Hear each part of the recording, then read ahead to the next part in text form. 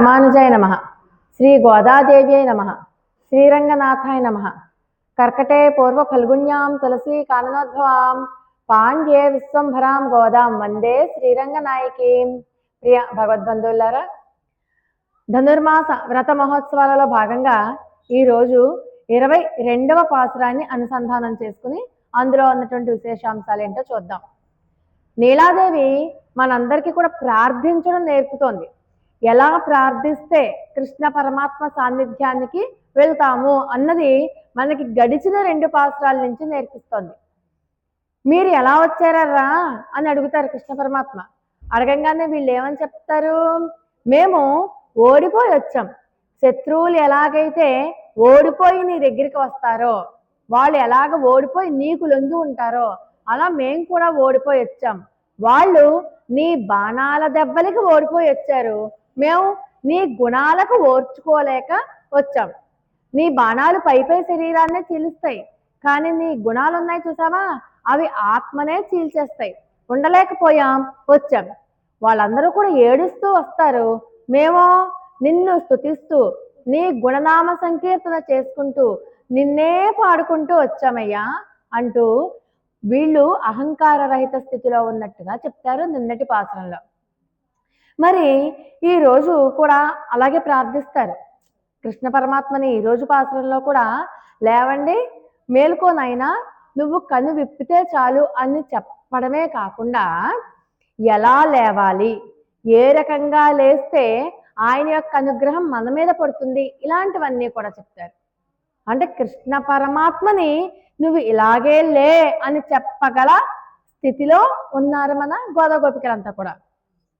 ఎలాగట? అనన్య గతికులమై వచ్చాము, శత్రువులు నీ బలానికి లొంగి వచ్చినట్లుగా మేము నీ గుణానికి లొంగి వచ్చాము అని చెప్పారు కదా ఈ నిన్నటి పాసురంలో. ఎప్పుడైనా సరే మనం ఎప్పుడు ప్రతిరోజు చెప్పుకుంటున్నాం, మనందరము కూడా కర్మవశాత్తు పరమాత్మ నుంచి విడిపడిపోయి ఉన్నాం. మళ్ళీ పరమాత్మనే చేరాలి. ఎక్కడి నుంచి వచ్చామో అక్కడికే వెళ్ళిపోవాలి. ఆ వెళ్ళే క్రమమే ఈ తిరుప్పావై దివ్య వ్రతం. కాబట్టి అంటే దీనికోసం మనం ఏం చేయాలి? ఉన్నట్టుండి భక్తి రమ్మంటే వస్తుందా మనకి? ఉన్నట్టుండి భక్తి రాదు కదా. దానికోసం ఎంతో సాధన చెయ్యాలి.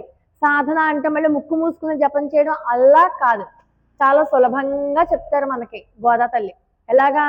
ముందు భగవద్భక్తులతో సహవాసం చేయమంటారు. వాళ్ళ నుంచి భగవంతుని గురించి విషయాలన్నీ వింటూ ఉండాలి. విన్నాక వాటిని ఏం చేయాలి? మనం ఏ పని చేస్తున్నా భగవంతుడి గురించి మననం చేసుకుంటూ ఉండాలి. ఆ తర్వాత పాటలు, భజన యొక్క ఆవశ్యకత అదే. భజన చేస్తూ ఉండాలి. భజన చేస్తూ ఉంటే క్రమక్రమంగా మనలో ఉన్నటువంటి శక్తులు, అంటే ఏదైతే భగవత్పాద పద్మాలకు వెళ్ళడానికి ప్రతిబంధకాలుగా ఉన్నాయో అటువంటివి ఏవైనా ఉంటే, గుణాలు, శక్తులు ఏవైనా కానివ్వండి, అవన్నీ తగ్గుతాయి. మనకి ఇంకా ఇంకా తెలుసుకోవాలి పరమాత్మ గురించి అన్న బుద్ధి తోపింపు చేస్తాడు పరమాత్మ. తోపింపు చేయడమే కాదు, దానికి మరి మామూలుగా భగవద్భక్తుల సహవాసం కంటే కూడా ఆచార్య సమాశ్రయణాన్ని మనకి అనుగ్రహిస్తారు. అంటే చూడండి, మనకి నిజంగా మనసులో సంకల్పం ఉంటే గురువు గారు ఆయనంతటా ఆయనే మనల్ని వెతుక్కుంటూ వస్తారు. సంకల్పం ఉండాలి, లేకపోతే మనకి ఏదో రకంగా ఆయన దర్శనం కలుగుతుంది.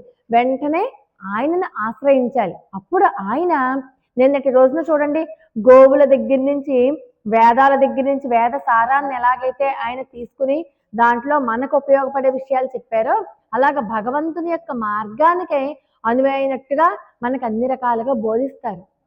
అప్పుడు అమ్మవారి యొక్క ప్రాప్యాన్ని కూడా మనం పొందుతాం. అప్పుడు ఆ రకంగా పరమాత్మకి చేరువ అవుతాం. దానికోసం ఏమవ్వాలి? ముందు మనకి అహంకార రహిత స్థితిలో ఉండాలి. ఇంత మాత్రం కూడా అహంకారం ఉండకూడదు. అంటే అహంకారం, నేను అన్నామంటే అహంకారం ఉన్నట్టే. మనకి నేను, నాది అని అనుకుంటూ ఉంటాం చూసారా, అదే అహంకారం, అదే అభిమానం. మనం మామూలుగా దానికి సింపుల్గా ఏమని పేరు పెట్టుకుంటాం అంటే సెల్ఫ్ రెస్పెక్ట్ అంటాం. సెల్ఫ్ రెస్పెక్ట్ ఎక్కువ, ఆత్మాభిమానం ఎక్కువ అంటుంటాం చూసారా. ఆ అభిమానం కూడా అట 2 రకాలుగా ఉంటుంది. ఎలాగా? ఇదంతా నాది, నా ఆస్తి, నా వాళ్ళు, నా పొలం, నా భూమి, నా ఇల్లు నాది అని అదొక రకమైన అభిమానం. ఈ శరీరమే నేను, ఈ శరీరం నాది, ఇది శాశ్వతం అనుకుంటాం మనం. ఈ రెండు రకాలైన అభిమానాలు పోవాలి. ఆ రెండు రకాలైన అభిమానాలు పోతేనే పరమాత్మ దగ్గరికి మనం చేరుకోగలం. ఎలాగా చూడండి, మనం ఏమనుకుంటాం, శత్రువులు ఉన్నారనుకోండి, వాళ్ళు రాజుగారు ఉన్నారు, రాజుగారు ఏం చేస్తారు, ఈ రాజ్యం అంతా నాదే అంటారు. పైగా రాజుగారు కాబట్టి ఇంకొంచెం అహంకారం ఉంటుంది. మన శరీరం అనే రాజ్యానికి రాజు ఎవరు? మన మనస్సే. మన మనస్సే ఈ శరీరాన్ని అనే రాజ్యాన్ని పరిపాలిస్తూ ఉంటుంది. ఆ మనస్సుని ఆవరించుకునే శత్రువులు ఉంటారు. కామక్రోధ లోభ మోహ మదమాశ్చర్యాదులు, అహంకారము. ఇంకా ముందు మొట్టమొదటిగా మనల్ని నాశనం చేసేది ఏంటి? అహంకారమే. తల పొగరు, తల బిరుసు, ఒళ్ళంతా పొగరే, రకరకాలుగా మనం కొంతమందిని చూస్తే అలా అనుకుంటాం కదా, అది పోవాలి ముందర. అది పోతే మిగతా గుణాలన్నీ వాటంతటా వదిలేసి వెళ్ళిపోతాయి. ముందు అహంకారం పోవాలి. ఆ అహంకారమే వీళ్ళు చెప్తారనమాట. ఎలా పోతుంది? ఈ శరీరం పరమాత్మకి మాత్రమే చెందింది, పరమాత్మే నావాడు, ఇదంతా పరమాత్మ ఇచ్చిందే. ఇప్పుడు మనకి పొలం ఉందండి, ఏదో 4 ఎకరాలో 5 ఎకరాలో 10 ఎకరాలో ఎకరమో కొంచెం 4 సెంట్లో ఉంది, ఇది నాది అని అనుకోకూడదు. మన పూర్వజన్మ కృతం కొద్దీ పరమాత్మ ఇచ్చాడు దీన్ని. ఈ ఆస్తి అంతా అనుభవించమని. మనకంటా తక్కువ స్టేజ్లో ఏమి తినడానికి లేని వాళ్ళు ఎంతో మందిని చూస్తున్నాం. వాళ్ళకంట మనం బెటర్గా ఉన్నాము అంటే ఏంటి అర్థం? మన పుణ్యమే కదా. ఏదో జన్మలో పుణ్యం చేసుకున్నాం, ఈ జన్మలో అంత బాగా తిండికి లోటు లేకుండా చక్కగా హాయిగా ఉన్నాం కదా. అంటే మరి దానికి కృతజ్ఞత ఎలా చూపించుకోవాలి? దాన ధర్మాలు చేయడమో, యజ్ఞాలు చేసుకోవడం, దేవుడికి నమస్కారం చేసుకోవడం, పుష్పం పెట్టడం, పువ్వు పెట్టడం, ఇలాంటి వాటిలన్నీ చేసుకోవాలి. అంతేగాని మనకి భూమి ఉంది కదా అని విర్రవేగకూడదు. అది నలుగురికి కాస్త తోచినంత సాయం చేయడం, నలుగురితో మంచిగా ఉండడం, మంచి మాటలు మాట్లాడడం, వీలైనప్పుడల్లా తీర్థయాత్రలకు వెళ్ళడం, క్షేత్రాలు, పుణ్యకథలు, పుణ్యనామ సంకీర్తన, భజన, వీటిల్లో ఇలాంటివి అన్నమాట. పుణ్యకార్యాలు చేసుకుంటూ ఉండాలి, అవునా కదా. కాబట్టి అలా ఉండాలి. అంతేగాని నేనే రాజు అంటే ఆ రాజుగారికి ఉన్న అహంకారం రాజుగారికే ఉంటుంది. అంటే మనలో అహంకారము, అభిమానము పూర్తిగా పోతేనే కానీ భగవత్ కటాక్ష పాత్రత కలుగదు. భగవత్ కటాక్ష పాత్రతకి మనం పరిపూర్ణంగా అర్హత సాధించాలి అంటే మనకి ఈ అహంత్వాభిమానము, మమతాభిమానము పోవాలి. మమతాభిమానం అంటే నేను నాది, నేను నాది, నాది నాది నాది అని అనుకోవడం. అహం ఈగో అంటాం కదా, ఇంగ్లీష్లో ఈగో అంటాం. ఈగో ఎక్కువ, నా ఈగో సాటిస్ఫై అవ్వలేదు అంటాం. ఆ ఈగో అహం అనమాట. నాకు ఇంపార్టెన్స్ ఇవ్వలేదు, నేను వెళ్తే నన్ను నమస్కరించలేదు, నేను వెళ్తే కనీసం పలకరించలేదు. ఎవరింటికన్నా వెళ్తాను, వాళ్ళు ఏదో పనిలో ఉండి పాపం పలకరించలేదు. చూసావా, ఇంటికి రమ్మని చెప్పి పిలిచింది, కనీసం పలకరించలేదు. చూసావా, నాకు ఒంట్లో బాగోక నిన్నే కదా లేచాను, అయినా సరే నువ్వు ఎలా ఉన్నావు అని అడగలేదు. ఇవే అన్నమాట అహంకారాలు. అని తెలియదు అది. అలా పట్టుదలకి వాళ్ళు పలకరించలేదు, నీకు నోరుందిగా, అయ్యో నేను వచ్చానే చూడలేదే నువ్వు, నేను వచ్చాను ఇప్పుడు బాగానే ఉన్నానులే అని అంటే ఏం పోయింది? అనం. ఎందుకంటే అహంకారం. ఎందుకంటే నేను గొప్ప, నన్ను పలకరించదా. అన్ని చోట్ల చూస్తూ ఉంటాం. అత్తగారులు అంటే మీరందరూ అత్తగారులో నన్ను ఏమనుకోవద్దు, ఆడపడుచుల దగ్గర, అత్తగారుల దగ్గర, కూతుళ్ళ దగ్గర, అందరి దగ్గర చూస్తాం. ఇప్పుడు ఈ రోజు అత్తగారే ఒకప్పటి కోడలే కదా, ఇంకొకళ్ళకి ఆడపడుచే కదా, అవునా కదా. ఈ రోజంటే అత్తగారు మరి మనం ఆ స్టేజ్లో ఉన్నప్పుడు ఎలాంటివి అనుభవించామో అది మన కోడలికి రాకుండా చూసుకోవాలి కదా. అప్పుడు నిన్ను మీ అత్తగారు, మీ ఆడబడుచు, మీ తోటికోళ్ళు అవమానించిందని ఇప్పుడు కూడా నీ ఇంటికి వచ్చిన కోడలు అదే అవమానాలు పడాలి అంటే అది తప్పు. అలా చేయకూడదు.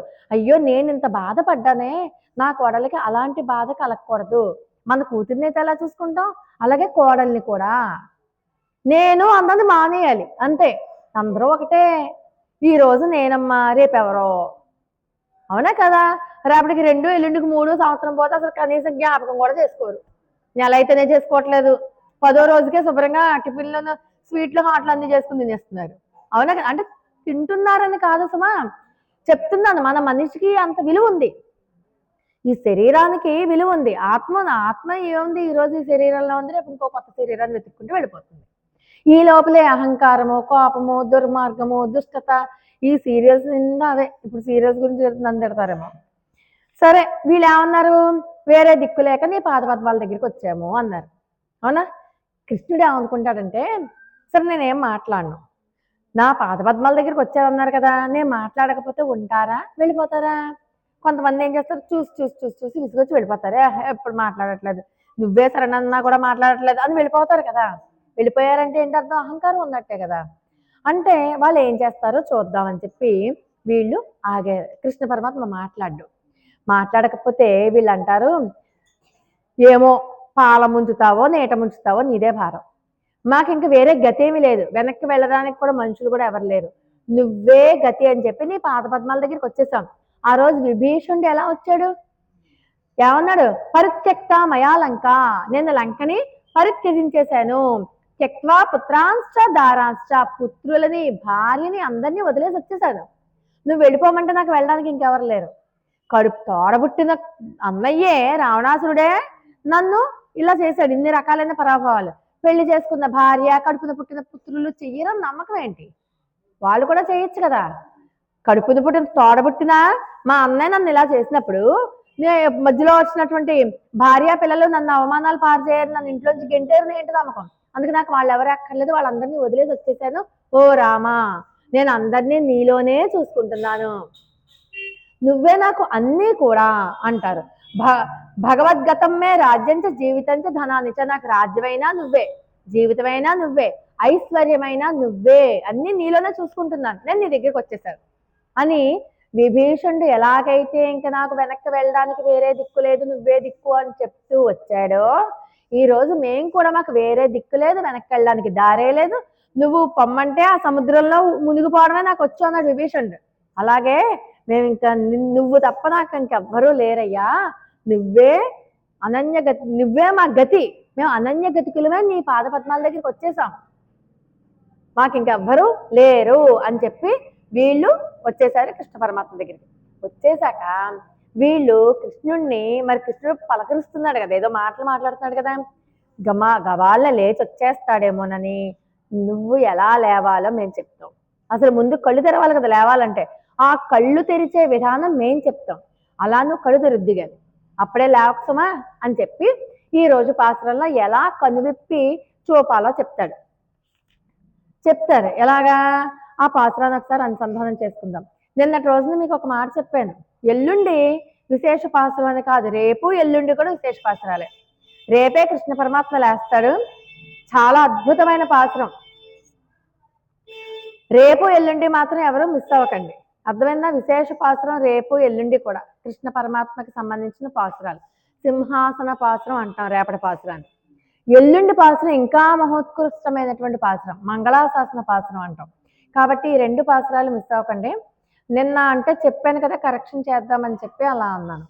సరే, ఆండాల్ దివ్య తిరువడిగలే శరణం. ఒకసారి మనం పాత్రాన్ని అనుసంధానం చేసుకుందాం. అంగన్ మాంజాల తరసర్ அபிமான பங்கம்மாய் வந்து நின் பள்ளி கட்டில் கீழே செங்கமிருப்பார் போல் வந்து தலை பெய்தோம் கிங்கிணுவாய் செய்த தாமரை பூ போலே செங்கன் சிரிச்சிறிதே எம்மேல் விழியாவோம் திங்களும் ஆதித்யன் மெழுந்தார் போல் அங்கனிரண்டும் கொண்டு எங்கள் மேல் நோக்குதியேல் எங்கள் மேல் சாப விழுந்தேல் ஒரும்பாவாய் ஆண்டாள் திவ்ய திருவடிகளே சரணம். సరే, అంగన్ మాంజాలతర్ సార్ అభిమాన భంగమ్మాయ్, మా అభిమానం భంగపడిపోయింది.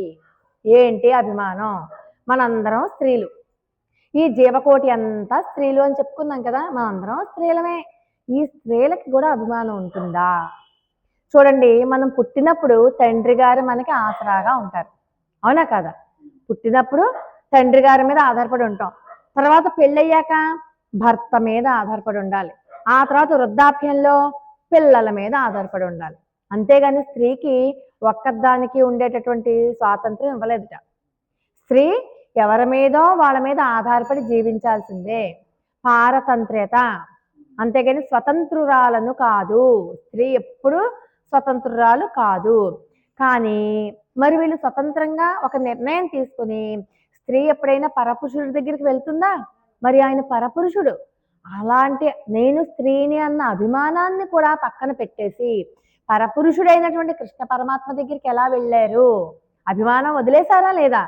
అది అన్నమాట. అభిమానాన్ని వదిలేసి నీ పాద పద్మాల దగ్గరికి వచ్చాం. ఈ రోజంటే అసలు నిజంగా స్త్రీ అంటే ఒక లత లాంటిది, ఎవరో ఒకళ్ళు ఆధారంగా ఉండాలి. కానీ ఈరోజు మేమందరం ఏమనుకుంటాం, ఉద్యోగాలు చేసేస్తున్నాం అంటే ఇప్పుడు స్త్రీ ఏకంగా రోదసిలోకి వెళ్ళిపోతుంది కదా. ఇప్పుడు ఈ రోజంతా చాలా కాపురాలు పోతున్నాయి అంటే నేను కూడా సంపాదిస్తున్నాను, మగవాడివైతే నీ లెక్కేంటి, నేను సంపాదిస్తున్నాను, నీతో సమానంగానే ఉన్నాను, ఆడ మగ సమానమే, సమానమే ఎంతవరకు అంతవరకే సమానం. తల్లిదండ్రులు కూడా ఆ విషయాన్ని చెప్పాలి పిల్లలకి, చెప్పట్లేదుగా, కాస్త ఇంకెక్కువ గిలుతున్నారు పిల్లల్ని. దాంతో ఏమవుతుంది, విడిపోతున్నారు. మరి పూర్వకాలం కాపురాలు నిలబడడానికి ఇప్పుడు పెళ్ళైన ఏడాదికో 2 ఏళ్లకో, కొంతమంది 15 ఏళ్ల తర్వాత, అలా ఏంటి కారణం? తల్లులే. నేను అలా అన్నానని సభాముఖంగా ఎవరు ఏమనుకోవద్దు. ఈ రోజు జరుగుతున్నది అదే కదా. మా మా స్టూడెంట్సే ఉన్నారు, చాలా మంది మా స్టూడెంట్సే ఉన్నారు. టట్ అంటారు వాళ్ళు. నేను సంపాదిస్తున్నాను కదండి, వాడి మాట వినేది ఏంటండి, వాడే. వాళ్ళిద్దరు ఏదో 4 గదుల్లో ఏం పడతారో మనకు అనవసరం, బయటకు వచ్చినప్పుడు వాడే. అలాగా మన తల్లి చెప్పాలి కదా, వాళ్ళిద్దరూ సుఖంగా ఉండాలనే కదా పెళ్లి చేశారు. పెళ్లి చేసినప్పుడు ఏం చేయాలి, వాళ్ళిద్దరికి చెప్పాలి, అమ్మ ఒక మాట అన్నా నీ భర్తే కదా, సర్దుకుపో. అలాగే కొడుకు తల్లి కూడా కొడుక్కి చెప్పాలి, ఏరా మీ ఇద్దరు చూసుకోండి, గొడవ పడకండి. చెప్తే అమ్మ నాన్న దగ్గరికి వెళ్తే విషయం ఏదో ఇది ఎలా ఉంది అని మనమే నోరు మూసుకుంటున్నాం. మన కూతురు అయితే మనం అలాగే చేస్తామా, చెయ్యం కదా. మరి కోడల దగ్గరికి ఎందుకు వచ్చేసరికి అలా చేస్తాం? అదే అహంకారం. నేను అత్తగారిని, నేను కోడల్ని, నేను కూతునే సంపాదిస్తున్నాను, నాకు డబ్బు ఉంది. డబ్బు ఎన్నిటిని తెచ్చేస్తుంది, ఎన్ని తేలేదు కదా. ఆప్యాయ ఒక్క నిమిషం నోరు మూసుకుంటే పోయే. మీకు ఇంతకు ముందు కూడా చెప్పాను, నువ్వెంత అంటే నువ్వెంత కాదు. ఒక భర్త భార్య కలిసి ఉండాలంటే ఒకరికొకరు నువ్వే అంతా, నాకుందంతా నువ్వే అంతా అని అనుకుంటే ఒకళ్ళకొకళ్ళు అక్కడ సమస్యే రాదు. అత్తగారు ఒక మాట ఉందనుకో, కోడలు వెంటనే అత్తగారు మీ ఇష్టం అండి, మీరు అలా అంటే అలాగా. ఆ రోజు అందనుకోండి, అయ్యో పిచ్చిది, నేను ఇలా అన్నా నా కోడలు అని ఆవిడ మారిపోతారు. అంచేత నువ్వెంత కదా, నువ్వే అంతా. అబ్బా నువ్వు లేకపోతే తోచ ఒక మాటే కదా. మాటే మనిషిని కలిపినా విడదీసిన. అంచేత స్త్రీ సహజమైనటువంటి అభిమానాన్ని కూడా వదిలేసి నీ దగ్గరికి మేము పరిగెత్తుకొచ్చాము. మాకు పారతంత్ర్యం, స్వతంత్రంగా వ్యవహరిస్తాం, పారతంత్రంలో మేము, కానీ మేము స్వతంత్రంగా వ్యవహరించి నీ దగ్గరికి పరిగెత్తుకుంటూ వచ్చాం. రాజులు ఎలాగైతే ఓడిపోయి వాళ్ళ అభిమానాన్ని పోగొట్టుకుని ఓడిపోయి నీ పాదాల దగ్గరికి వచ్చారో మేము కూడా అలాగే వచ్చాం. ఈ ప్రపంచాన్ని మనకి కువలయాపీడనము అంటే అర్థం కూడా చెప్పాను. కు అంటే భూమి, వలయము అంటే చుట్టి పీడించేది ఏంటి, అహంకారము. ఈ భూమండలం అంతా కూడా అహంకారమే. బ్రహ్మగారి దగ్గర నుంచి చీమ దగ్గర దాకా అందరికీ అహంకారమే. బ్రహ్మగారు అంత అహంకారం ఉంటే చీమకి చీమంత అహంకారం ఉంటుంది. అంత అహంకారంతో ఉంది కాబట్టి వదిలించుకోవాలి. ఎప్పటికైనా సరే ఆ అహం అన్నది వదిలించుకుంటూనే ఉండాలి. ఏదో భగవత్ సుకృత విశేషం చేత మనం ఈరోజు భగవన్నామాన్ని చెప్పుకోగలుగుతాం. పరమాత్మ కూడా మనకు ఆ బుద్ధిని చూపిస్తాట. మన చేత అనుకోకుండా పుణ్యకార్యాలు చేయిస్తాట. అనుకోకుండా అయ్యో వీడు తరించట్లేదు, ఎంతసేపు ఆ సంసారంలో పడి దొల్లుతున్నాడు అని చెప్పి మన చేత ఒక తెలియకుండానే ఒక సుకృతం, ఒక పుణ్యం, మనకి ఏదైనా అర్హత ఉండాలంటే ఏదో పుణ్యం ఉండాలి కదా. పుణ్యం ఉంటేనే దానికి తగ్గట్టుగా ప్రతిఫలం ఇస్తారు. ఆ పుణ్యాన్ని మనకి తోపింపజేస్తాడు. ఇంతకు ముందు మనం పాసనలో చెప్పుకున్నాం, ఆ దూడ వెనకాల పరిగెడుతున్నట్టుగా పరిగెడతాడు ఆయన. దూడ వెనకాల పరిగెడతాడు, కానీ దేని చుట్టూ పరిగెడతాడు, గుడి చుట్టూ పరిగెడతాడు. అలాగే గుడి చుట్టూ ప్రదక్షిణ చేసిన పుణ్యం ఖాతాలో పడిపోతుంది కదా. అలాగే ఏదో కాస్త మంచి బుద్ధులు తోపిస్తాడు మనం తరించడానికి. అలాగా వీళ్ళు అనన్యగతికులై నీ దగ్గరికి వచ్చామయ్యా, మాకు ఇంక వేరే గతి లేదు, అభిమానాన్ని కూడా పక్కన పెట్టేశాం అంటారు. అంటే ఎంత బ్రహ్మగారైనా ఏదో పుణ్యాలు చేసుకున్నారు కాబట్టి వాళ్ళకి ఆ బ్రహ్మ పదవని, ఇంద్ర పదవని, వరుణ పదవని, అగ్ని పదవని వచ్చాయి. వాళ్ళు తరించాలి అంటే మాత్రం ఖచ్చితంగా అహంకారాన్ని వదిలేసి వాడు సుకృతం చేసుకుని పరమాత్మ పాదాల దగ్గరికి వెళ్తేనే మోక్షం వస్తుంది. నేను బ్రహ్మగారిని కాబట్టి నాకు మోక్షం ఇచ్చేయండి అంటే ఎవరు పరమాత్మ? నువ్వు బ్రహ్మగారివే అవ్వచ్చుగాక మళ్ళీ పుట్టు భూమి మీద. మన ఆళ్వార్ల కథలన్నీ తెలుసుకున్నాం, వాళ్ళందరూ కూడా భగవత్ స్వరూపులే. కానీ వాళ్ళకి మోక్షం ఎప్పుడు వచ్చింది? వాళ్ళందరూ కూడా భూమి మీద పుట్టాకనే. వాడు సుకృత విశేషం చేత భూమి మీద మళ్ళీ మానవ జన్మ ఎత్తాక అప్పుడు కదా వాళ్ళకి మోక్షం వచ్చింది. అలాగే బ్రహ్మగారికైనా ఎవరికైనా సరే దేవతలు సదా కోరుకునేది ఏంటి, మళ్ళీ ఈ మానవ జన్మ ఎత్తాలి, ఎత్తి మనిషిగా నేను సుకృతం చేసుకుని అప్పుడు మోక్షం పొందాలి అని కోరుకుంటారట. అంతేగాని నేను బ్రహ్మగారి పదవిలో ఉన్నాను కాబట్టి నాకు నువ్వు మోక్షం ఇచ్చే కృష్ణ అంటే అవతల బాగుంటాడు ఆయన. అర్హత లేదు. ఎవరైనా సరే మళ్ళీ అర్హత సంపాదించుకోవడమే. అలాగే రాజ్యము పోయి దీనంగా ఉన్న రాజులు శత్రువులు ఎలాగైతే నీ మంచం కిందకి వచ్చేసారో అలాగా మేము కూడా నీ మంచం దగ్గరికి వచ్చాం. ఆ మంచం ఏం చెప్పుకుందాం మనం? పరమపదము అని చెప్పుకున్నాం కదా. అలాగా మీ మంచం దగ్గరికి వచ్చాం. ఈ రాజ్యం అంటేనే చికిత్సలేని మహావ్యాధి. చెప్పాం కదా, మన శరీరం దీని మీద అభిమానం మనకి పోదు, ఎంత చెప్పినా పోదు. ఎందుకంటే ఇప్పుడు ఇలాగే ఎప్పుడు కూడా ఇలాగే అవనంగా ఉండాలి శరీరం అని చూసుకుంటాం. దీనికి బోళ్ళని వేసి రుద్దుతాం. ఈ శరీరం కనుక ఒడిలిపోయిందా అంతే, మనకి ఎంత బాధ వేదన వచ్చేస్తుంది. అప్పుడే ముసలిదాన్ని అయిపోయానా, అయ్యి బాబోయ్, అప్పుడేంటి కింద 60 ఏళ్ళు వచ్చే అప్పుడే ముసలిదాన్ని అయిపోయానా అంటే రారు. శరీరం అన్నది పుడుతుంది, పెరుగుతుంది, అంతే కదా, మళ్ళీ తగ్గుతుంది, అంతే. అందుకని మనకు బెంగ వచ్చేస్తుంది. మళ్ళీ ఇంకా ఎక్కువ కెమికల్స్ వేస్తుంది దానికి, ఇంకా టైట్ గా ఉండాలి శరీరం మళ్ళీ. అంచేత ఈ శరీరం మీద అభిమానం పోవాలి ముందర. ఈ శరీరం మీద అభిమానం పోకపోతే మీరు ఎంత చేసినా పరమాత్మ పాద పద్మాల దగ్గరికి వెళ్ళలేం. రాజుగారు ఉన్నారండి ఒక రోజు. ఆ రాజుగారు ఏనుగుల మీద ఊరేగేవాడు. ఎంతంటే ఆయన సామంత రాజులందరూ కూడా ఆయన కిరీటాలు తెచ్చి ఆయన పాదాల దగ్గర పెట్టేవారు. ఎప్పుడు కిందకి మాత్రం ఎప్పుడు చూసేవాడు కదా, కళ్ళు ఎప్పుడు పైనే ఉండేవి. రోజులు ఎల్లకాలం ఒకేలా ఉంటాయా? రాజుగారి రాజ్యం అంతా పోయింది, శత్రువులు దోచేశారు. చివరికి ఆ రాజుగారికి అనామకుల్లా మిగిలిపోయాడు. ఎంత రాజైనా ఆకలి ఏం చేస్తుంది? ఆకలి బాధ ఉంటుంది కదా. మరి ఎలాగా బయటికి వెళ్తే అందరూ గుర్తుపడతారేమో అందుకని చెప్పి చీకటి అయ్యేదాకా కూర్చున్నాడు ఒక పాత గోనె సంచి ముసిగేసుకుని. ఎవరన్నా గుర్తుపడితే మళ్ళీ అహంకారం పోలేదండోయ్. అలా ముసిగేసుకుని కూర్చున్నాడు. చీకటి పడిపోయింది.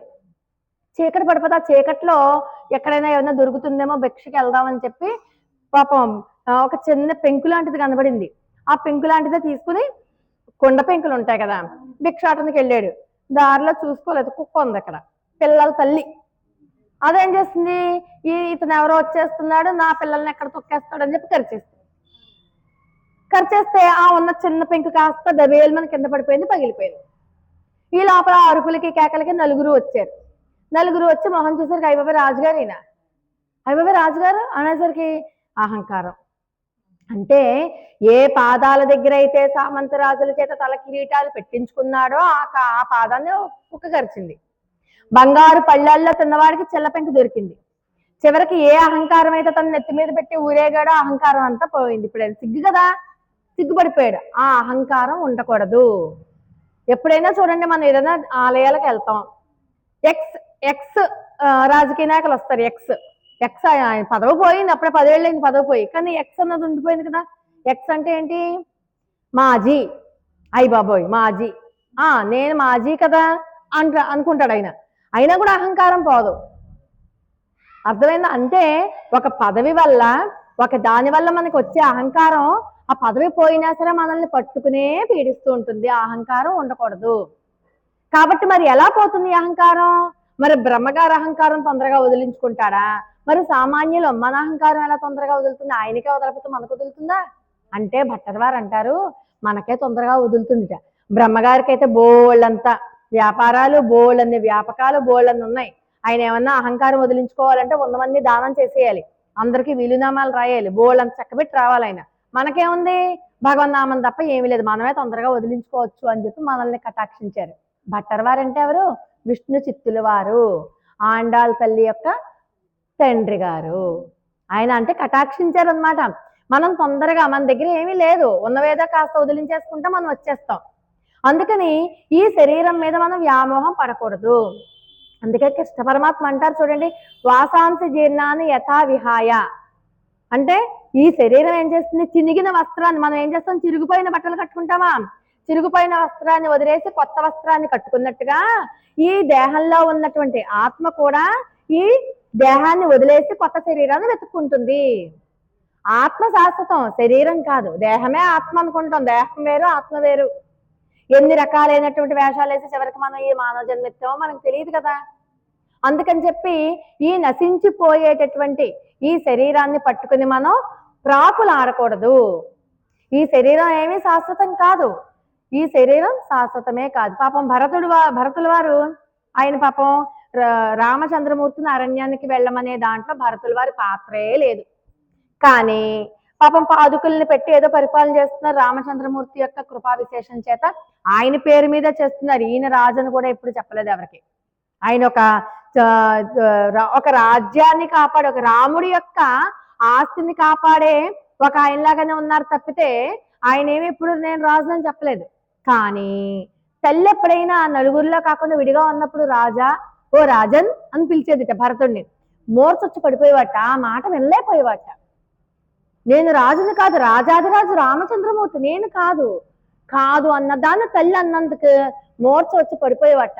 అలా ఉండాలి, అహంకారం లేకుండా.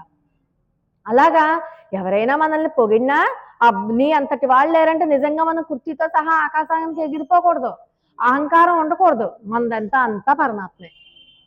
అలాగా అహంత్వాభిమానాన్ని వదిలేసి నీ పాదాల దగ్గరికి వచ్చాం అంటారు.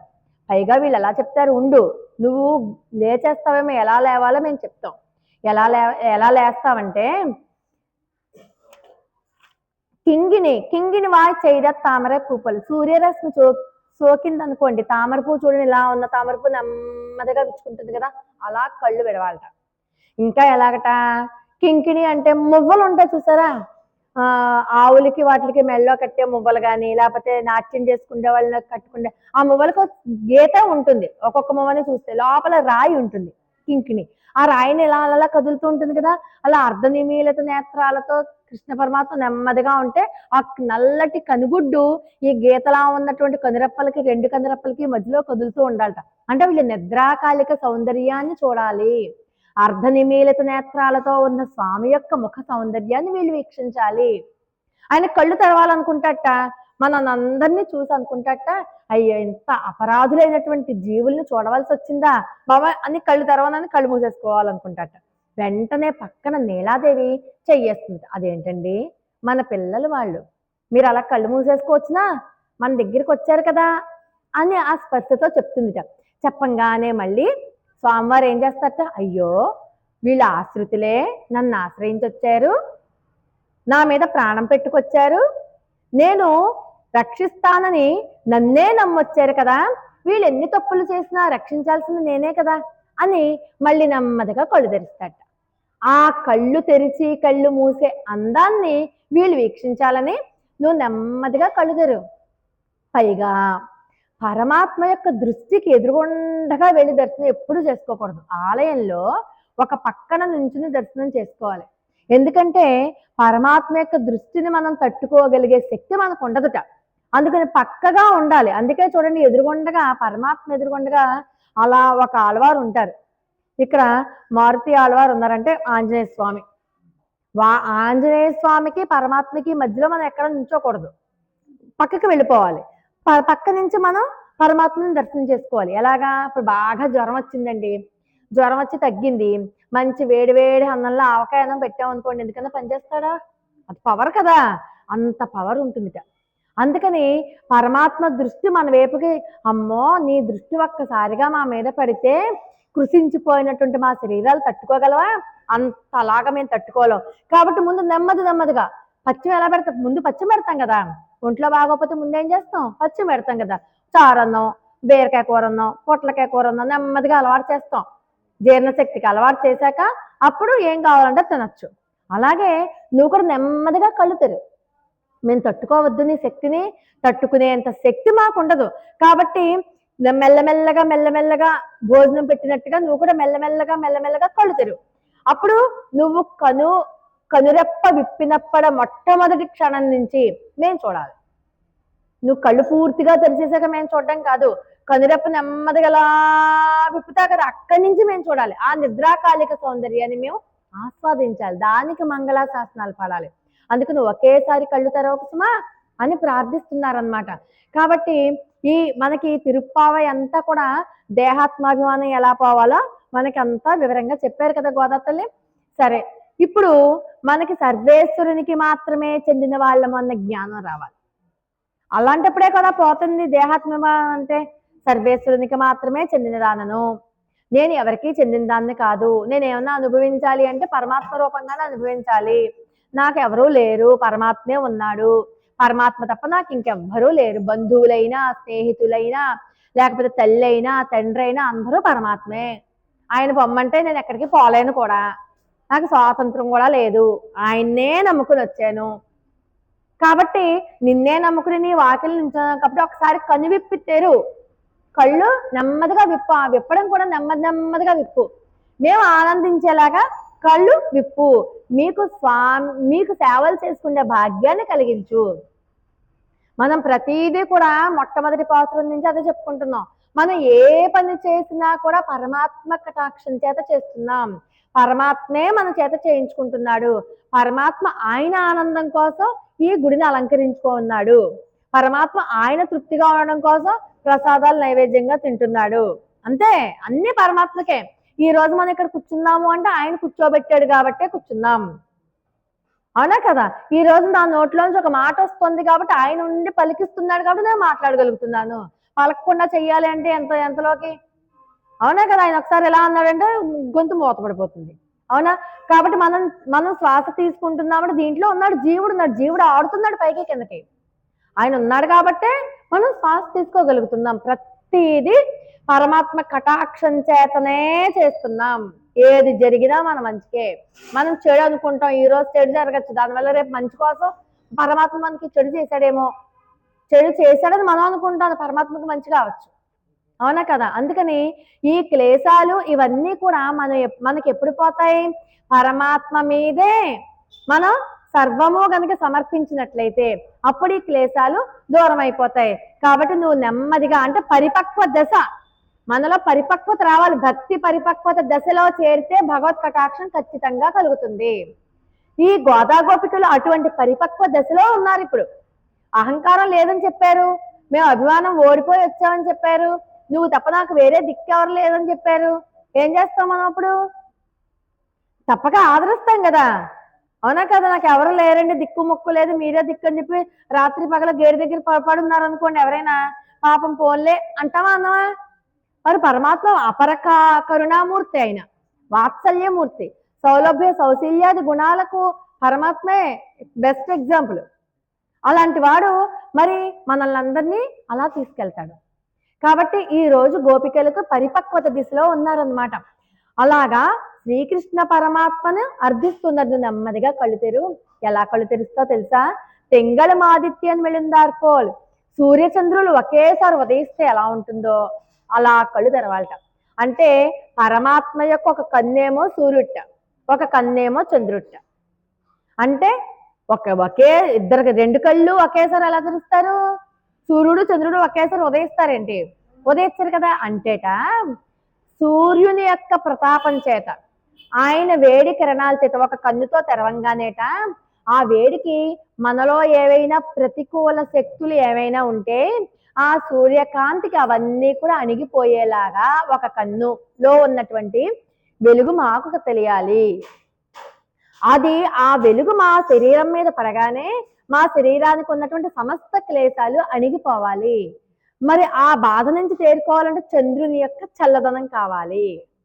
చంద్రుని యొక్క చల్లదనం మా దేహానికి మా మనసుకి ఆహ్లాదాన్ని కలిగించాలి. సూర్యుని యొక్క తాపం మాకు ఉన్నటువంటి అజ్ఞాన అంధకారాన్ని పోగొట్టాలి. సూర్యుడు రాగానే వెలుగొచ్చేస్తుంది కదా, అవునా కదా. అంటే చీకటి పోతుంది, వెలుగొచ్చేస్తుంది. అంటే మాలో ఉన్నటువంటి అజ్ఞానాంధకారం తొలగిపోయేలాగా ఆ సూర్యుని యొక్క కన్ను తెరవాలి. అలాగే మా మనసుకు ఆహ్లాదం కలిగించి చల్లదనాన్ని ఇచ్చేలాగా చంద్రుడు లాంటి నీ కళ్ళు, అలా రెండు కళ్ళతో మమ్మల్ని చూడాలి. అప్పుడే మాకు అపరిమితమైనటువంటి ఆనందం కలుగుతుంది. ఆ వేడికి ప్రతికూరులు, అంటే ఆయనకి ప్రతికూలంగా ఎవరైతే ఉంటారో, భగవద్భక్తికి ప్రతికూలంగా ఎవరైతే ఉంటారో వాళ్ళందరికీ వేడిని కలిగించేస్తుంది సూర్యుని యొక్క శక్తి. భగవద్భక్తికి ఎవరైతే అనుకూలంగా ఉంటారో వాళ్ళ మనసుకి ఆహ్లాదం కలిగిస్తుంది చంద్రుని యొక్క శక్తి. అందుకే చూడండి, చంద్రమా మనసోజాత చక్షో సూర్యో అజాయత అంటుంది ఉపనిషత్తు. పరమాత్మ యొక్క మనస్సును చంద్రునితో పోలుస్తారు. అంత చల్లగా అంత కారుణ్యంతో ఉంటాట పరమాత్మ.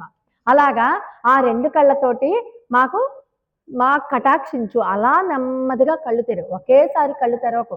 ఆ సుందరమైన నేత్రాలతో ఒకేసారి కదా, మేము చెప్పినటువంటి ఆ క్రమాన్ని అనుసరిస్తూ నెమ్మదిగా మా వైపు చూడు అంటూ ఆ దివ్యమైనటువంటి నేత్రాలకి చెప్తున్నారు. ఆ రెండు నేత్రాలకి ఉన్న విషయం ఏంటంటే మమ్మల్ని ఎవరైనా నీ దగ్గరికి రాకుండా అడ్డగిస్తారేమో, అందుకని చెప్పి అడ్డగించే వాళ్ళ దగ్గర సూర్యుడి శక్తిని ఉపయోగించు, వాళ్ళని మా దారికి అడ్డు లేకుండా చెయ్యి. ఎవరైనా అంటే మనుషులు కావచ్చు, మనలోనే ఉన్నటువంటి గుణాలు కావచ్చు, అహంకారము అభిమానం లాంటివి కూడా కావచ్చు. అర్థమైందా? అందుకని అలాంటి వాళ్ళని అంచడానికి నీ సూర్యుని యొక్క కన్నుని ఉపయోగించు. అలాగే మాకు మనసుకు ఆహ్లాదం, నీ పాదపద్మాల దగ్గరికి వచ్చాం కదా, ఆహ్లాదం కలగాలి, ఆనందం కలగాలి. అయ్యా మా చిన్ని కృష్ణుడు ఎంత అద్భుతంగా ఉన్నాడురా అనిపించేలాగా, మా మనసుకు ఆహ్లాదం కలిగించేలాగా ఆ చల్లని చూపు మా మీద ప్రసరింపచేయి. నీ కంటి చూపు మా మీద పడిందా, ఈ శరీరానికి ఉన్నటువంటి తాపం ఎన్నాళ్ళ నుంచో ఒడిలిపోయి కృషించిపోయి ఉన్నాయి శరీరాలు, మావి చూడు కావాలంటే కదా, ఎన్నో రోజుల నుంచి కృష్ణ పరమాత్మ యొక్క వియోగంతో అనుభవిస్తున్నాయి ఈ శరీరాలు. ఈ శరీరం యొక్క తాపం చల్లబడాలి అంటే నెమ్మదిగా నీ కన్ను దృష్టి ఆ చంద్రుని యొక్క వెన్నెలను పోలేటటువంటి చల్లదనం మా శరీరాన్ని తాకాలి. ఈ కృషించిపోయిన శరీరాలకు నీ చల్లని చూపే ఒక రక్ష. కాబట్టి అలా నెమ్మదిగా మాపై నీ దృష్టిని ప్రసరింపచేయి. అయినా నీ దృష్టిని మాపై ప్రసరింపచేయి అనడానికి మేమెవరం? నీ అంతటి నువ్వు ప్రసరింపచేయాలి. కానీ అంటే మళ్ళీ ఇక్కడ మనంతట మనం సొంతంగా కోరుకుంటే, మనం సొంతంగా కోరుకున్నామంటే స్వాతంత్ర బుద్ధి ఉన్నట్టే. మళ్ళీ స్వాతంత్ర బుద్ధి ఉండంటే ఇంకా బోళ్ళన్ని గుణాలు వచ్చేస్తాయి. ఎప్పుడైతే ఆ మిగతా గుణాలు వచ్చాయంటే కృష్ణుడు దూరం అయిపోతాడు. అందుకని నిన్ను కన్నువిప్పి ఇలా చూడు అలా చూడు అనడానికి మేమెవరం? నీ అంతటి నువ్వు చూడాలి కానీ, అయ్యో వీళ్ళు వచ్చారే నన్న ఆశ్రితులు అని చెప్పి నీ అంతటి నువ్వు చూడాలి కానీ మేమెవరో నిన్ను నిర్దేశించడానికి అంటే వెంటనే మాకేం అభిమానం లేదయ్యా, మాకు స్వాతంత్ర బుద్ధితో మేము ఇలా అంటున్నాం అనుకుంటున్నావేమో, కాదు నీ మీద అనన్యమైనటువంటి ప్రేమతోటే మేము ఇలా అంటున్నాం అంటూ వీళ్ళు ఏమంటారు, ఇలా కనుక అనుగ్రహిస్తే మా దుఃఖం పోతుంది, మా శాపాలన్నీ పోతాయి. వీళ్ళకి కలిగిన శాపాలు ఏంటి? పాపం ఏం చేశారు వీళ్ళకి శాపాలు అంటే, పరమాత్మ దగ్గర నుంచి దూరం అవ్వడమే వీళ్ళ శాపంట. పరమాత్మ దగ్గర నుంచి ఎప్పుడైతే దూరం అయిపోయారో అది వీళ్ళ శాపంగా పరిగణిస్తున్నారు. అమ్మో ఆ శాపం పోవాలి అంటే నువ్వు ఒక్కసారి చూడాలి. ఆ శాపాలు ఎలా పోవాలట? దుర్వాస మహాముని ఇంద్రునికి శాపం ఇచ్చేట. ఎందుకని? పాపం ఒకసారి దుర్వాస మహర్షి ఆ యొక్క వైకుంఠానికి వెళ్ళి వస్తూ ఉంటే వైకుంఠనాథుడు ఈయనకు పుష్పమాలు ఇస్తారు.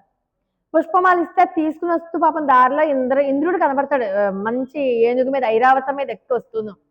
ఇంద్రుడు కనబడ్డాడు కదా, దేవరాజు ఇంద్రుడు, ఆయనకి తగినటువంటి గౌరవం చెయ్యాలన్నట్టుగా ఈయన ఏం చేశారు, ఆ దండని ఒక గౌరవంగా ఇంద్రుడికి ఇస్తారు. ఇంద్రుడు అహంకారం కొద్దీ ఆ దండని ఏం చేశాడు, ఏనుగుకి ఇచ్చాడు. ఏనుగు తొండం మీద వేశాడు. ఏనుగుకి ఏం తెలుసు అది? వెంటనే ఏనుగు ఏం చేసిందంటే శుభ్రంగా చింపేసి కాలేసి తొక్కేసింది. అంతే, దుర్వాస మహర్షికి కోపం వచ్చేసింది. కోపం వచ్చి వెంటనే చెప్పించేశారు, నువ్వు ఏ అహంకారంతో అయితే నేను ఇచ్చిన మాలని, భగవత్మయమైనటువంటి ఆ మాలని నువ్వు ఇలాగా ఒక జంతువుకి వేస్తే అవమానపరిచావో ఆ ఐశ్వర్యం అంతా నీ నుంచి దూరం అయిపోగాక. అప్పుడు కానీ అయ్యగారికి అహంకారం దిగలేదు. ఇప్పుడు మనం చూడండి, చాలాసార్లు దేవాలయంలో ఉపయోగించిన దండలు తెచ్చుకుని ఇంటి లోపలికి పట్టుకెళ్ళాం, ఇంటి బయట తోరణం కడతాం. అది చేయకూడదు, ఇంటి లోపలికి పెట్టుకోవాలి. కటాక్షాన్ని గుమ్మంతో ఆపేయకూడదు, గుమ్మం లోపలికి తీసుకెళ్ళిపోవాలి మనం దండని. అంటే మనం ఆ కటాక్షాన్ని స్వీకరిస్తున్నట్టు. లేకపోతే కొంతమంది ఏం చేస్తారు, కారుకి వేసుకుంటారు. కారుకి వేసే దండ వేరు, కానీ మనకి దేవాలయంలో మనం మెళ్ళ వేస్తారు చూడండి, ఒక్కొక్కసారి గౌరవం కొద్దీ మెళ్ళ వేసిన మాలలు ఏం చేస్తారు, కారులకు వేసుకుంటారు బయట. అది చాలా తప్పు. అంటే ఆయనని మనం అవమానించినట్టు అనమాట. ఆ కటాక్షాన్ని మనం దూరం చేసుకుంటున్నట్టు. భగవంతుడు పుష్పరూపంలో నీకు కటాక్షం ఇచ్చాడు, అది నువ్వు ఇంటికి పట్టుకెళ్ళి కళ్ళకద్దుకుని ఇంటికి పట్టుకెళ్ళి ఇంట్లో పెట్టుకోవాలి. నువ్వు కారుకో స్కూటర్కో వేస్తే అంటే అక్కడితో ఆగిపోతుంది కటాక్షం, లోపల దాకా రాదు. అందుకని ఎప్పుడైతే దుర్వాస మహర్షి ఇంద్రునికి శాపం ఇచ్చాడో, ఇంద్రుడు మళ్ళీ అన్నిటికీ సొల్యూషన్ ఎక్కడ ఉంటుంది, కృష్ణ పరమాత్మ దగ్గరికి, విష్ణుమూర్తి దగ్గరికి పరిగెత్తాడు. ఏం చేశాడు విష్ణుమూర్తి? తప్పదు కదా, ఒక భక్తుడు చేసిన తప్పుని సరిదిద్దాల్సిన బాధ్యత తన మీదే ఉంది. వెంటనే పాల సముద్రాన్ని చిలకడం, దాంట్లోంచేమో ముందు లక్ష్మీదేవి వస్తే ఆయన తన వక్షస్థలంలో లక్ష్మీదేవిని పెట్టుకోవడం. అప్పుడు లక్ష్మీదేవి ఒక్కసారి అందరినీ చూసేసరికి ఎవరెవరికి ఏ ఐశ్వర్యాలన్నీ పోయాయో మళ్ళీ తిరిగి అందరికీ ఆ వైభోగాలన్నీ వచ్చేట. ఆ రకంగా ఈ దుర్వాసుడు ఇంద్రునికి లక్ష్మి తొలగిపోయేటట్లుగా శాపం ఇచ్చాడు కదా, ఆ శాపం శ్రీమన్నారాయణుడు తన వక్షస్థలం మీద ఉన్నటువంటి లక్ష్మీదేవితో కలిపి తీర్చేశాడు కదా, మాకు కూడా అలాగే పోవాలి మా శాపం అసలైన అర్థం చెప్తాను చివరిలో వినండి. అలాగే గౌతముడు ఏం చేశాడు? అహల్యకి శాపం ఇచ్చాడా లేదా? మరి గౌతమ మహర్షి అహల్యాదేవికి ఇచ్చిన శాపం ఎలా పోయింది? శ్రీరామచంద్రమూర్తి యొక్క పాద ధూళి వల్ల పోయింది. అలాగే మా శాపాలు కూడా పోవాలి. అలాగేట దక్షుని యొక్క శాపం చెరువులో మునగడం వల్ల పోయిందిట. అలా మాకు కూడా శాపాలు పోవాలి. కానీ మరి మనం శాపం అనుకున్నది ఏమనుకున్నాం? శ్రీకృష్ణ పరమాత్మ విశ్లేషణ దుఃఖం, అంటే ఎడబాటు వల్ల వచ్చిన దుఃఖాన్ని వీళ్ళు శాపంగా పరిగణిస్తున్నారు. శ్రీకృష్ణ పరమాత్మతో వీళ్ళకి ఎడబాటు వచ్చింది కదా, దాన్నే శాపంగా అనుకుంటున్నారు తప్పితే ఎవరు వీళ్ళకి శాపం ఇవ్వలేదు. దాన్నే శాపంగా భావిస్తూ మమ్మల్ని నీ వక్షస్థలం మీద లక్ష్మీ అమ్మవారితో సహా ఉంచుకో, లక్ష్మీ అమ్మవారి యొక్క కటాక్షం మాకు కలగాలి, అమ్మవారి ప్రాప్యం కూడా మాకు కావాలి, మీ ఇద్దరి ప్రాప్యం మాకు కావాలి అని కోరుకుంటున్నారు ఇండైరెక్ట్ గా. పైకేమో దుర్వాస మహర్షి ఇచ్చిన శాపం ఇంద్రుడికి ఎలా పోయిందో, ఎలా పోగొట్టాడు శ్రీమన్నారాయణ అలా పోగొట్టాలన్నారు. అహల్యకి ఇచ్చిన శాపం పోయినట్టుగా పోవాలన్నారు, దక్షిణ శాపం పోయినట్టుగా పోవాలన్నారు పైకి. కానీ దీంట్లో అంతరార్థంగా ఏంటి? నువ్వు ఆటలాడినప్పుడు చెమట తుడిచేది ఎవరు? లక్ష్మీదేవే కదా. లక్ష్మీదేవి శ్రీమన్నారాయణకి చెమట ఏమన్నా వచ్చిందనుకోండి, లక్ష్మీదేవి ఆవిడ చీర కొంగుతో అద్దుతుంది. అలాగా నువ్వు ఆటలాడుతున్నప్పుడు నీ చెమటను మేము మా చీర కొంగుతో అద్దాలి, ఆ భాగ్యాన్ని మాకు కలిగిచేయి. నీ వక్షస్థలంలో ఉన్నటువంటి లక్ష్మీదేవి యొక్క కృపా విశేషం కటాక్షం మాపై పడేలా చేయి. అలా అద్దుతున్నప్పుడు ఈవిని కూడా టచ్ చేస్తారు కదా, వక్షస్థలం మీద ఉన్నటువంటి అమ్మవారిని కూడా. కటాక్షం మాకు కావాలి. అంతేకాదు నీ పాద ధూళి మేము శిరస్సులో పెట్టుకోవాలి. నీ దివ్యమైనటువంటి పాద పద్మాలు కంటిన ధూళి ఏదైతే ఉందో ఆ ధూళిని మేము స్వీకరించాలి, మేము పరమాద్భుతంగా మేము నెత్తి మీద పెట్టుకోవాలి, శిరస్సుకి అంటుకోవాలి. అందుకనే మనకి తల వంచి నమస్కారం చేయమన్న కారణం అదే. ఈ తలని మనం నేలకి తాకించి మరి మనం నమస్కారం చేసుకోవాలి. ఆడవాళ్ళు అయితే మోకాళ్ళ మీద నమస్కారం చేసుకుంటారు, మగవాళ్ళు అయితే సాష్టాంగం చేస్తారు. దానికి కారణం అది. భగవద్భక్తుల యొక్క పాద ధూళి శిరస్సుకి అంటుకోవాలి. అలాగే ఇంకోటి ఏమంటారు? దక్షిణి యొక్క శాపం చెరువులో మునిగినప్పుడు పోయింది కదా, మా శాపం కూడా నీతో కలిసి చెరువులో మునిగి నీతో ఆటలాడితే అప్పుడు మా శాపం పోవాలి. అంటే శ్రీకృష్ణ పరమాత్మతో కలిసి చెరువులో దిగి స్నానం చేస్తేట ఆ విరహం తగ్గి వీళ్ళకు ఉన్నటువంటి క్లేశం అంతా పోతుందిట. ఆ రకంగా వీళ్ళు ఎన్ని రకాలుగా అడిగారో చూడండి. మొన్నటి రోజున ఇప్పుడే మాకు అద్దము విసనకర్ర ఇచ్చి నీ వల్లభునితో స్నానం చేయించి అడిగారు కదా, అందుకని అవన్నీ కూడా మాకు ఇప్పుడే కావాలి, ఇప్పుడే స్నానం చేయాలి మేము కృష్ణ పరమాత్మతో కలిసి ఈ సరస్సులో. హరి సరస్సు విగాహ్య పియ తేజో జలోగం భవమరు పరిఖిన్న ఖేద మధ్య త్యజామి అంటారు కులశేఖరాలు వారు ముకుందమాలలో. హరి అనే సరస్సులో మునగాలి మేము, మునిగితేనే శరీరానికి అంటుకున్నటువంటి క్లేశం అంతా పోతుంది, ఈ తాపం అంతా పోతుంది. అప్పుడే మాకు శ్రీకృష్ణ సంశ్లేషణ, ఎప్పుడైతే కృష్ణుడితో స్నానం చేసామో కృష్ణ సంశ్లేషణ దొరికినట్టే కదా. కృష్ణ సంశ్లేషణ దొరికింది అంటే వియోగం పోయినట్టే కదా, అంటే శాపాలు పోయినట్టే. కృష్ణుడికి ఎప్పుడైతే చెమట అద్దారో కృష్ణుడి సాంగత్యం దొరికినట్టే కదా, అంటే శాపం పోయినట్టే. అవునా కదా? అలాగా మాకు కూడా కావాలి, నీ పాదాల కంటిన ధూళి నెత్తి మీదకి వేసుకోవాలంటే కృష్ణ సాంగత్యం కావాలి, కృష్ణుడితో ఆటలాడుకోవాలి, కృష్ణుడితో పరిగెత్తాలి, కృష్ణుడే లోకంగా ఉండాలి. కాబట్టి నువ్వు ఈ రకంగా కళ్ళు తెరిచి మమ్మల్ని అనుగ్రహించావా, మాకున్న శాపాలన్నీ తీరిపోతాయి అని చెప్పి ఈరోజు పాసురంలో మన గోదా గోపికలందరూ కూడా కృష్ణ పరమాత్మని ఈ రకంగా అర్థించారు, కళ్ళు ఎలా విప్పాలో చెప్పారు. రేపు విశేష పాసురం అని చెప్పాను కదా, 23వ పాసురం కృష్ణ పరమాత్మ లేచే పాసురం. అత్యద్భుతంగా ఉంటుంది. ఒక 5 నిమిషాలు అటు ఇటు అయినా మీరు కంగారు పడకండి. 6 గంటలకి నేను వచ్చేస్తాను, మీరు వెళ్ళే టైం సంగతి చెప్తున్నాను. తర్వాత ఎల్లుండి కూడా, రేపు ఎల్లుండి వరుసగా 2 రోజులు విశేష పాసురాలే. కాబట్టి ఆ ఎల్లుండి మొన్నట్లాగా మనం మంగళహారతి ఇచ్చుకున్నాం కదా అమ్మవారికి, అలాగే ఎల్లుండి మంగళాశాసన పాసురం కాబట్టి ఆ రోజు కూడా పువ్వులతో పాటు ఆ దీపాన్ని వెలిగించి, మీరు వీలైతే ప్రమిదలు తెచ్చుకుంటే ఇంకా బాగుంటుంది. ప్రమిదలు తెచ్చుకుని దాంట్లో ఒత్తులేసుకుని ప్రమిదలు తెచ్చుకుంటే ఇంకా బాగుంటుంది. చక్కగా అలంకరించుకుని మధ్యలో ప్రమిదలు పెట్టుకుని దీపాలు వెలిగించుకుని ఆ రకంగా స్వామివారికి మనం మంగళాశాసనం ఇవ్వచ్చు. మీరు మంగళాశాసనం ఇస్తూ ఉండగా నేను ఆ పాసురం చదువుతాను మొన్నట్లాగా. అలా చేద్దాం, ఓకేనండి. ఆండాళ్ దివ్య తిరువడిగలే శరణం. స్వస్తి ప్రజాభ్య పరిపాలయంతాం న్యాయేన మార్గేణ మహిం మహిషాః. గోబ్రాహ్మణేభ్య శుభమస్తు నిత్యం. లోకా సమస్తా సుఖినో భవంతు. స్వస్తి.